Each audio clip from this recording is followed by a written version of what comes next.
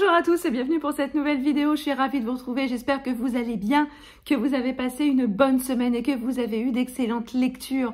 Pour ma part, j'ai bien lu la semaine dernière. C'était super chouette. J'ai fait de très bonnes lectures dont je vais m'empresser de vous parler là maintenant tout de suite. Avant toute chose, je voudrais vous dire un grand merci pour l'accueil que vous avez fait sur la présentation du challenge l'été en série ainsi que sur ma pile à lire. Ma pile à lire assez ambitieuse, je dois dire. Est-ce que j'irai jusqu'au bout? J'en sais rien, mais en tout cas, l'idée et le but, c'est de se faire plaisir cet été en lisant de la saga. Bref, alors en parlant de saga, je vais vous parler d'une lecture audio que j'ai terminée il y a 10 jours, mais dont j'avais oublié de vous parler dans le Catulu de la semaine dernière. Il s'agit de The Expanse, le tome 6, les Cendres de Babylone de James Corey. J'ai mes notes à un côté parce que du coup, comme ça fait un petit moment que je l'ai lu, faut que je me rappelle. Alors, on suit toujours l'équipage du Rocinante, James Holden, Naomi, Amos, Alex. On retrouve aussi quelques personnages qu'on a rencontrés dans les précédents tomes. Et ici, l'équipage du Rocinante va avoir fort à faire parce que depuis quelques temps, sévit une flotte un peu dissidente qui fout un peu la merde, faut bien le dire. C'est un peu, voilà, ils sont un peu considérés comme des rebelles. Ils s'appellent la flotte libre et ils entendent libérer tous les peuples du joug de l'autorité de Mars et de la Terre. Et ils foutent un peu le bordel, hein, autant dire les choses comme elles sont. Et du coup, l'équipage du Rocinante va être un petit peu mandaté pour calmer un peu les effets de cette rébellion. Et ils vont se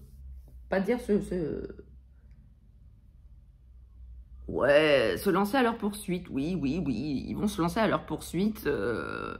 Alors, ce qui va occasionner bon nombre d'aventures, bon nombre de rebondissements, bon nombre de chocs frontaux, faut bien le dire.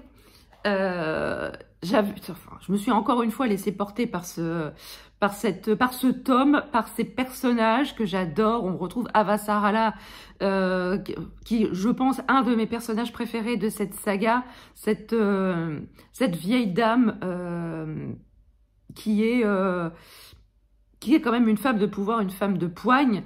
Elle a ses forces, elle a ses faiblesses aussi. On les entrevoit un peu plus dans ce tome-ci. C'est vraiment quelqu'un que j'aime beaucoup. Elle a un franc-parler, elle a un vocabulaire. Elle se laisse pas marcher sur les pieds, surtout pas par les hommes d'ailleurs. Et c'est ça que je trouve vraiment très drôle. C'est vraiment un personnage à découvrir. Je pense que je vais me lire le tome, que je vais m'écouter le tome 7 cet été. Donc il rentrera vraiment en plein dans le challenge l'été en série. Comme quoi, hein. J'ai de quoi faire au niveau série pour l'été en série. Je pense que je pourrais faire même l'année en série si ça continue comme ça. Parce que vu le nombre de sagas que j'ai en cours, je pense que je pourrais tenir facilement toute une année. En tout cas, voilà, je ne peux pas vous en dire beaucoup plus sur cette saga, sinon de la découvrir vraiment. C'est une saga qui a été adaptée à la en série télé. Elle est disponible sur Amazon Prime, je crois. Donc, si vous avez Amazon Prime, allez-y. Et si vous souhaitez la découvrir en audio, par exemple, allez-y. C'est vraiment une saga SF à découvrir. Elle est hyper abordable d'accès si vous êtes débutant. Si vous ne connaissez pas grand-chose à la science-fiction, allez-y. C'est vraiment une saga qui est extrêmement facile d'accès. Il y a pas, voilà, c'est pas hyper complexe. Et franchement, il y a beaucoup d'humour et on s'attache vraiment extrêmement rapidement aux personnages. Donc franchement, c'est une saga à découvrir. Alors ensuite, je me suis plongée, comme vous le savez, ou peut-être pas, mais bon, je vais le rappeler ici, je suis jurée pour le PLIB 2023. Le PLIB, c'est le prix de la littérature de l'imaginaire de la Bookosphère. Donc 2023, et cette année, il y avait 2 jurys, un jury jeunesse et young adult, et un jury adulte. Donc moi, j'ai candidaté et j'ai été retenue pour le jury adulte. Donc, sur les 5 finalistes, j'en avais lu un. Et donc, je me suis dit, il va peut-être falloir que je me bouge le cul pour pouvoir lire les autres. Et donc, j'ai lu, dans ce cadre-là, Alfie de Christopher Bouix, paru aux éditions Au Diable Vauvert, donc, qui fait partie de la sélection des 5 finalistes pour le PLIB 2023, section adulte. Donc ici, on va nous raconter l'histoire d'Alfie, qui est une intelligence artificielle. C'est la version extrêmement élaborée de nos enceintes connectées. C'est vraiment la version plus. C'est la version 25+, on va dire. Hein. Alfie, voilà, c'est un système de, voilà, il est installé dans la maison. Il s'occupe absolument de tout dans la maison. Si le frigo est vide, il fait les courses selon les goûts alimentaires de la famille. Voilà, si le linge est sale, il n'y a plus rien à mettre, il programme la machine à laver et qui lave elle-même, le sèche-linge. Voilà, vous avez plus vos médicaments, Alfie les commande à la pharmacie et on vous les fait livrer. Enfin bref, Alfie assiste vraiment tous les habitants de la maison au quotidien. Et une fois qu'il est installé, il va apprendre, voilà, il va reconnaître les différents sujets qui habitent la maison. Et j'ai trouvé ça extrêmement drôle parce qu'il a même essayé d'analyser le chat qui s'appelle Simba. Et il a essayé de rentrer en contact avec lui. Et il a vraiment compris que le chat était vraiment une espèce à part. J'ai beaucoup ri. Parce que franchement, les tentatives de communication entre Alfie et Simba étaient vraiment très très drôles. Et voilà, il va essayer d'enrichir son encyclopédie personnelle avec, en vivant H24 avec les habitants de cette maison. Et un jour, il va se passer quelque chose et qui va complètement bouleverser l'harmonie de cette famille. Et Alfie, il va tout tenter pour essayer de comprendre ce qui s'est passé ce fameux soir. Il va mener proprement mener l'enquête. Il va essayer de chercher dans les fichiers cachés de n'importe quel appareil connecté de la maison toutes les images, toutes les traces, toutes les archives pour essayer de savoir ce qui s'est passé vraiment cette fois-là. Alors ce roman, il m'a clairement fait penser à la série Black Mirror qui est disponible sur Netflix, qui est une saga sur l'utilisation de la technologie dans notre vie quotidienne et ses dérives. Et ici, on est vraiment dans ça, ça nous fait vraiment réfléchir. Là, on est dans l'hyperconnectivité quotidienne. On a la voiture connectée, on a la machine à laver connectée, le sèche-linge connecté, le four connecté, le frigo connecté, les montres connectées, les téléphones portables, les ordinateurs, les liseuses qui sont connectées. Quand je pense que la mienne, je n'ai jamais branché le Wi-Fi dessus. On voit que tous les objets de notre quotidien sont connectés, toutes les données qui sont capitalisées dedans, toutes nos données personnelles sont analysées, sont archivées. Toutes ces données personnelles peuvent se retourner contre nous. On y parle aussi de tous les dangers de cette hyperconnectivité. J'ai vraiment trouvé ça hyper intéressant sous couvert de cette histoire un peu à la fois enquête policière, à la fois science-fiction. C'est vraiment hyper intéressant. La plume de Christopher Bouix est hyper addictive. Moi, j'ai beaucoup aimé Alfie, qui, à force de côtoyer les humains, à force de s'immerger un peu dans leur goût, dans leur univers, pour essayer de les comprendre, il s'humanise au fil des pages, au fil du récit. Et c'est extrêmement troublant de voir à quel point une intelligence artificielle veut à tout prix, cette intelligence artificielle veut à tout prix ressembler aux humains. Je trouvais ça assez drôle, assez intéressant. Et c'est vraiment une très très bonne lecture. J'ai beaucoup aimé. Très sincèrement, sans le Plib, je ne sais pas si je l'aurais lu. Je l'aurais peut-être lu à l'occasion. C'est pas sûr, mais en tout cas, c'est ça que j'aime avec le Plib, c'est que ça me sort de ma zone de confort et que du coup, ça me permet de lire des choses que je n'aurais probablement jamais lues sans ce prix. Et restez bien jusqu'à la fin de la vidéo, car je vais vous parler d'un autre roman que j'ai lu dans le cadre du Plib et que je n'aurais probablement jamais lu sans ça. Alors là, je vais vous parler d'un roman qui n'est pas encore sorti. Il sort le 6 juillet, donc la semaine prochaine. Oui, la semaine prochaine, c'est ça. Il s'agit de Psylance de Jean-Marc Desnos, publié aux éditions Tornada. C'est le 8e roman de Jean-Marc Desnos. Et moi, j'ai lu tous ses romans, tous les romans qu'il a fait paraître chez Tornada. C'est grâce à cette maison d'édition que j'ai pu connaître cet auteur. Et je crois très sincèrement que celui-ci, son dernier, c'est le plus abouti. C'est, à mon sens, le meilleur qu'il ait écrit. Je l'ai trouvé passionnant et addictif de bout en bout. Ici, dans cette histoire, on fait la connaissance de Clara, qui est une septuagénaire. Et il se passe de drôles de choses dans sa famille. Un soir, elle voit un fantôme assis à califourchon sur son mari en train de tenter de l'étrangler. Elle arrive à ce moment-là et met en fuite cette apparition. Sauf que dès le lendemain, elle se réveille à côté du corps de son mari, atrocement mutilé. Et les catastrophes vont s'accumuler dans sa famille jusqu'à la conduire elle-même à l'hôpital. Et forcément, cette affaire va titiller l'esprit journalistique de Megan Grayford, qui est la journaliste, on va pas dire de l'extrême, mais la journaliste des phénomènes un peu paranormaux.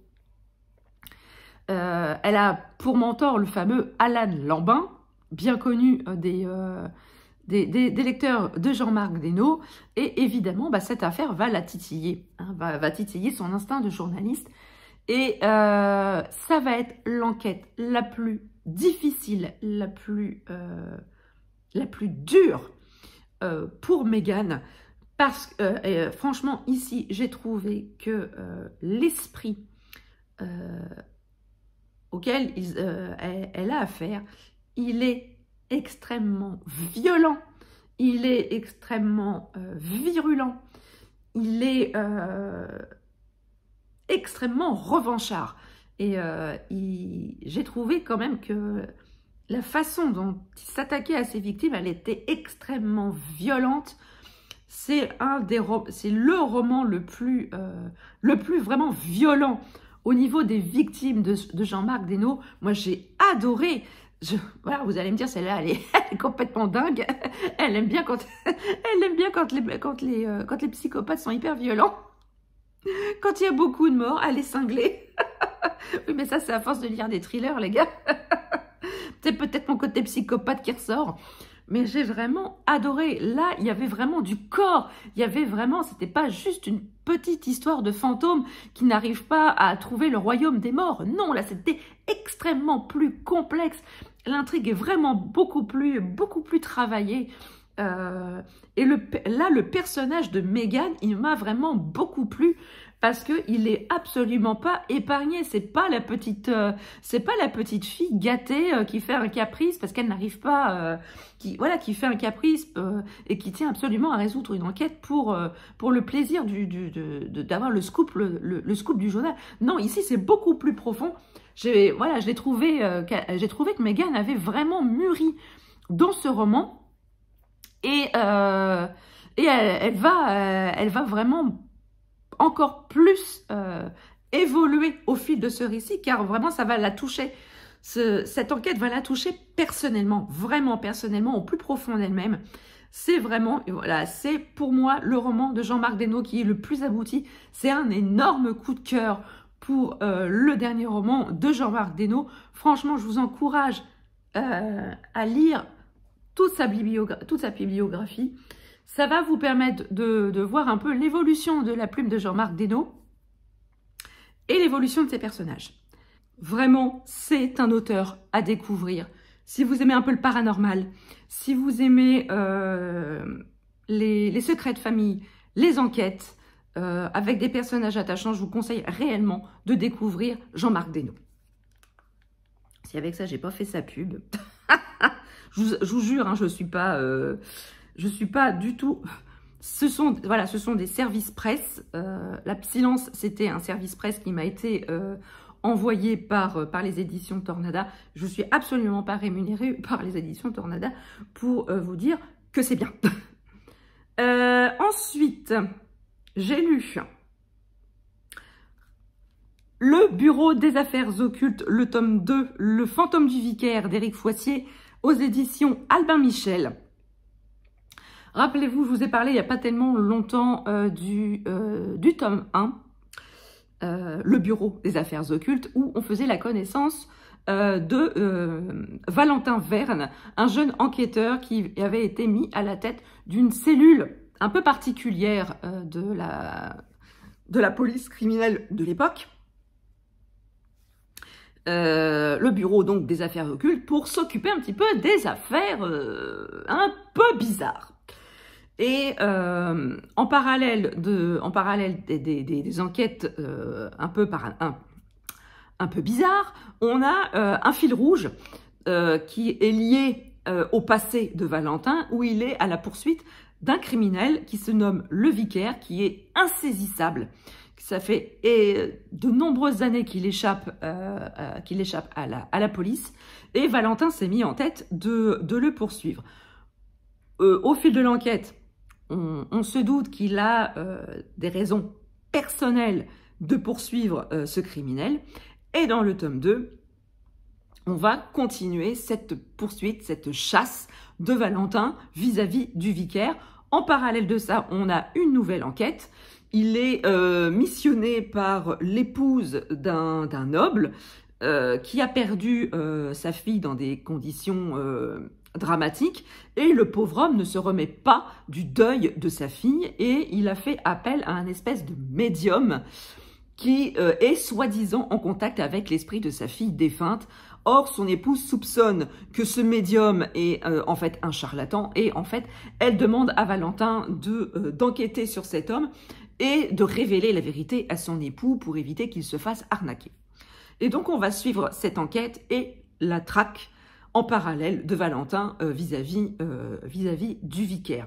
J'ai adoré, une fois de plus, ce tome 2, que j'ai trouvé beaucoup plus dans l'action. On est tout de suite plongé dans l'action dans ce deuxième tome, étant donné que là, on n'a pas cette phase de présentation des personnages, d'implantation du décor. Là, on est vraiment tout de suite dans le vif du sujet. J'ai adoré, je me suis laissée porter par la plume d'Éric Foissier. On est vraiment immergé dans le Paris de l'époque, dans le Paris de Vidocq. On rencontre vraiment des personnages historiques tels que Casimir Perier, tels que Vidocq. Voilà, on mêle la grande histoire avec les petites histoires. C'est vraiment hyper bien fait. Là encore, comme dans le tome 1, on a la révélation qui nous file une petite taloche derrière le crâne à un certain moment du récit, qui relance le récit jusqu'à la fin. Je me suis vraiment laissée porter par cette histoire. Autant vous dire que je me suis littéralement jetée sur le tome 3. Je l'écoute en audio. Je vous en parlerai dans le prochain Qu'as-tu lu. Mais en tout cas, si vous voulez une histoire à la fois policière et historique, eh ben, jetez-vous sur le Bureau des Affaires Occultes. Ça remplira parfaitement le job. Vous serez conquis par la plume d'Éric Foissier. Moi, j'ai été conquise dès le départ par sa plume. C'est d'ailleurs pour ça que j'ai tout de suite enchaîné. J'ai pas attendu trop longtemps avant de lire le tome 2 et a fortiori le tome 3. Franchement, c'est une très très bonne saga. Si vous voulez la commencer ou la poursuivre pendant l'été en série, franchement, c'est de l'or en barre. J'en dis quand même assez peu parce que je ne veux pas non plus vous dévoiler toute l'intrigue. C'est voilà, faut les lire en fait. Il faut les lire. Et enfin, je vais vous parler de ma dernière lecture de ce qu'as-tu lu. Il s'agit du Reflet brisé de Nina Gorlier, publié de, je ne sais même plus les éditions d'ailleurs. De toute façon, je vous mettrai toutes les infos en barre d'infos sur les romans lus. Alors, c'est pareil, je vous disais tout à l'heure que j'en avais lu un deuxième dans le cadre de la sélection des finalistes du PLIB 2023. Or, celui-ci fait partie des 5 finalistes. C'est clairement un roman que je n'aurais jamais lu sans le PLIB. Si vous me suivez sur la chaîne depuis un petit moment, vous savez que j'ai déjà lu des réécritures de contes et que ça l'a fait moyennement. Je suis pas trop fan des réécritures de contes et or ici, Le Reflet brisé, c'est une réécriture de contes. C'est une réécriture de la... Est-ce que c'est Blanche-Neige ou est-ce que c'est la méchante reine? On est plus quand même du côté de la méchante reine. Ici, voilà à peu près le parallèle. Ici, on va suivre l'histoire de Kirsten, qui est une jeune femme qui, au début du roman, sort de son couvent pour aller épouser un homme qu'elle ne connaît pas, et a fortiori qu'elle n'aime pas. Ce n'est pas un mariage d'amour, forcément, c'est un mariage, c'est un arrangement politique entre deux contrées, entre deux familles, pour assurer la paix, justement, entre ces deux pays. Or, Kirsten, elle est défigurée. On le sait tout de suite dès le début du roman, on apprend ce qui s'est passé plus tard, mais elle a une cicatrice qui lui barre le visage de haut en bas. Voilà, ce qui fait que ce ne sera pas la Miss de l'année, mais voilà, elle se cache derrière un voile, personne ne voit son visage, elle n'a pas montré son visage à qui que ce soit depuis de nombreuses années, voire même depuis que c'est arrivé d'ailleurs. Et donc, son futur époux n'est pas au courant, forcément, parce que sinon, sa famille craint que le mariage soit annulé. Et donc, elle est livrée, tel un paquet Amazon, aux portes de son nouveau royaume. Elle va rencontrer son futur époux. Elle va se marier. Et au fur et à mesure du récit, on s'aperçoit que son époux est un gros porc. Voilà, on peut pas dire plus, on peut pas dire moins, c'est un gros porc. C'est vraiment un gros porc. Il est immonde, il saute sur tout ce qui bouge, il a absolument aucun respect pour son épouse. D'abord, il lui dit, de toute façon, qu'il ne la respectera jamais, qu'il ne pourra jamais l'aimer parce qu'elle est moche. Elle n'a rien pour elle est moche, elle est pas intelligente, enfin, il ne la respecte absolument pas. Et donc, la pauvre Kirsten, elle est seule dans ce royaume pour qui elle ne restera que l'étrangère, que la défigurée. Et elle fait la connaissance du fils de son époux, Weiss. Et entre ces deux-là, va s'instaurer tout d'abord une belle relation d'amitié qui va basculer vers une belle histoire d'amour. Sauf que, son époux, à Kirsten, va lui offrir un miroir. Et ce miroir, il va se mettre à parler à Kirsten. Et voilà, je vous laisse imaginer un petit peu comment il va lui bourrer le mou. Mais en tout cas, ça va être le commencement, à proprement parler, de ce récit. Alors, au début, j'aimais bien.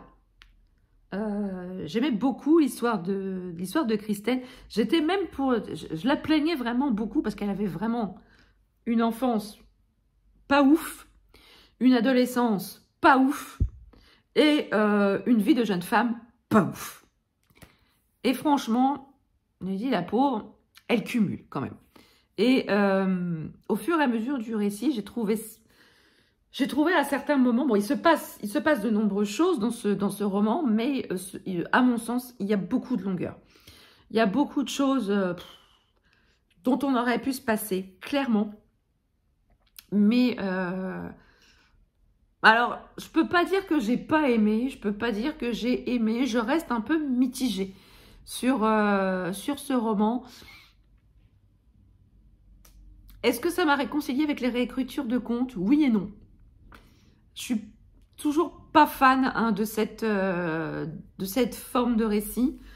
Bon, après, quand on me propose d'en lire, bah, voilà, je suis pas mise préjugée, hein, même si je sais que les précédents, c'était pas ouf. Je me dis que peut-être celui-là, Là, celui-ci, il y a de bonnes choses, il y a beaucoup de longueur, il y a vraiment de bonnes choses. Mais, voilà, je suis pas... Voilà, je suis emballée, mais pas trop. Ouais, je peux pas vous dire autre chose. C'est... voilà, je suis assez mitigée sur cette lecture. Mais je regrette pas de l'avoir lu. Parce que ça m'a permis, voilà, ça m'a permis de sortir de ma zone de confort. Ça m'a permis de voir un petit peu autre chose que ce que je lis habituellement. Et c'est sûr que sans le Plib, il est évident que je n'aurais jamais lu ce roman. Mais voilà, la plume de l'autrice, elle est intéressante. La façon dont elle a construit le personnage de Kirsten, c'est pas inintéressant. Elle a un côté attachant et elle a un côté hyper froid, hyper calculateur. Un côté méchant. Qui est révélé au fil du récit. C'est un personnage quand même assez ambivalent, mais qui est quand même assez intéressant. J'aime beaucoup aussi les personnages secondaires. Il y a un personnage qui s'appelle Till, c'est un nain. J'ai vraiment beaucoup aimé ce personnage. Il est très très attachant. On le voit assez tard dans le récit, mais le peu qu'on le voit, il est tout de suite hyper attachant et on ne peut que l'aimer, ce personnage. En tout cas, si vous avez lu Le Reflet Brisé, n'hésitez pas à me dire en commentaire ce que vous en avez pensé. Et même sur les autres romans dont je vous ai parlé dans cette vidéo, vous savez que j'adore vous lire, que j'adore discuter avec vous. N'hésitez pas également à me dire en commentaire si je vous ai donné envie de lire ces romans, bien sûr, mais ce que vous avez lu aussi la semaine passée.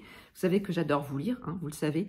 N'hésitez pas à mettre un petit pouce en l'air, à partager votre instant de visionnage et à vous abonner à la chaîne si ce n'est pas encore fait. Vous savez, c'est gratuit, ça fait plaisir et ça ne fait de mal à personne. Sur ce, je vous laisse. Je vous souhaite une très très belle journée, une très très belle semaine et je vous dis à très bientôt pour une prochaine vidéo. Ciao!